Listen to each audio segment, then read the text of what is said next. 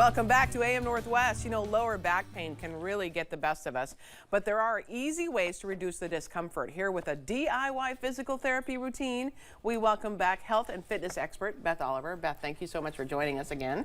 So tell us about this routine, because a lot of us, like right now, I'm all tight. Everything's tight, and my lower back is bothering me as well. But you say this is kind of a good way to work yourself out of it. Right.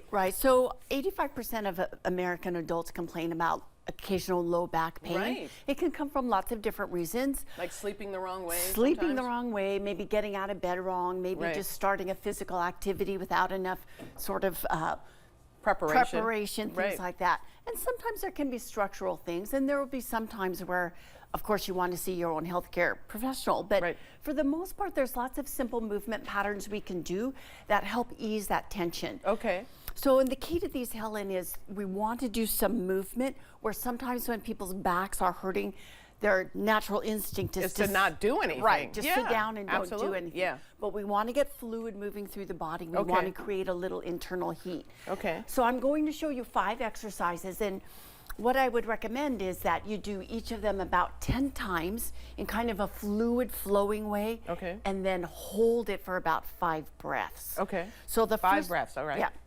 So the first one we're going to do is a wide leg child's pose. So we open the knees out and bring the big toes together. Oh, big toes together, okay. Yeah. So this is giving us a little turnout, if you will, in the hips. So if we can release the hips a little, that has a positive effect on the lower back as well. So all we're going to do is, as we inhale, we shift forward. So you go back first, though. So it seemed like you went back first. Yes, and then you shifted forward. Pull back, Oops, sorry. right. I spit a little there, sorry. Not sure what's going on. It's kind of a natural reaction to me sometimes. Inhale forward, exhale backwards.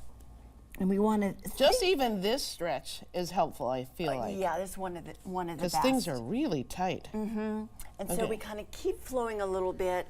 I typically would do this about 10 times. We'll do about 4 or 5 right now.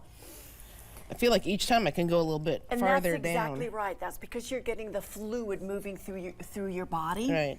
Which is kind of like getting some WD-40 into your joints, Oh, yeah. Right? I need a lot of that. We do. And then after we do about 10, we can settle back. And as you said, you're getting a little bit deeper each time. So now you're really ready to kind of settle back and just breathe into this posture.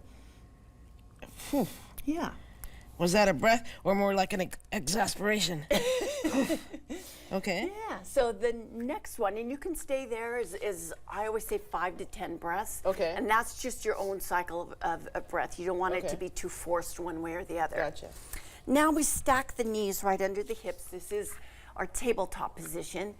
And we'll go into tabletop. Gotcha. Yep. Okay. So this little series a lot of people know as cat-cow. So we inhale and lift the chin up.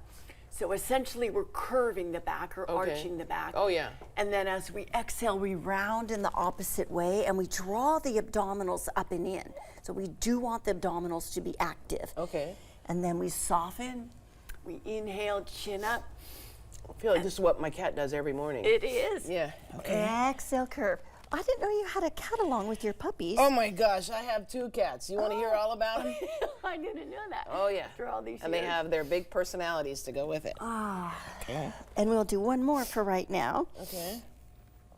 And all these exercises are great on their own, but they're even better when you connect them the way that we are. Okay. And so now that makes sense, because we're definitely going from one to the next one. I get it. Okay.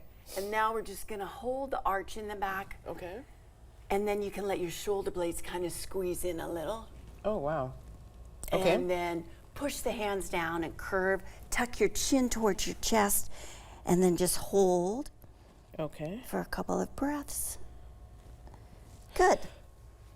And now we're just going to turn our toes underneath ourselves and lift the hips up high.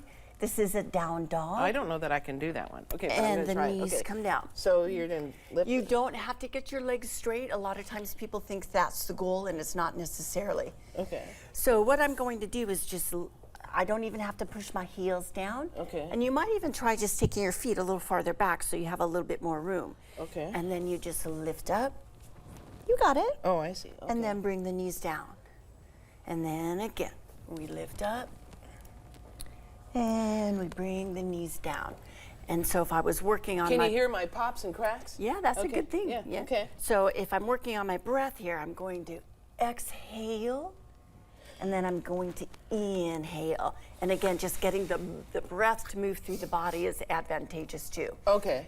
So when I get into that position to hold, again, a lot of times people think it's about having straight legs. Yes. But I actually like to have my knees a little bit bent, and I work more on getting my sitting bones, kind of like where your back pockets would be, up toward the ceiling. And I want to keep my spine nice and long. So I've got energy kind of through my arms and through my legs. Ooh, that was a good I crack. know, right? You heard it? That was a good one. That was a series of pops. Yeah. Snap, crackle, and pop right there. Yep. Your favorite cereal. Yes. So the next one, I'm going to come all the way down onto my back. Okay. And I could either have my knees bent or I could have them straight. Right now, I'm going to keep one bent. I'm going to take this straight leg. I'm going to pull my thigh bone in towards my chest. And then I'm going to extend the leg out. And I'll do the same leg about 10 times in a row. And extend out. Yep, good. And so you're actively drawing the leg in. And just like you mentioned before, the first one or two you might feel pretty sticky. Yeah. And then as you do it several times, you'll be able to get a little bit deeper into that. Just a little challenging with the mic pack and I should have reminded you. Yeah, I usually on my back. I usually remember on my to put lower back. my back Okay. on my hip. And then as you hold it, you can just, some people actually like to even curve up to get a little bit deeper into the stretch. Yeah.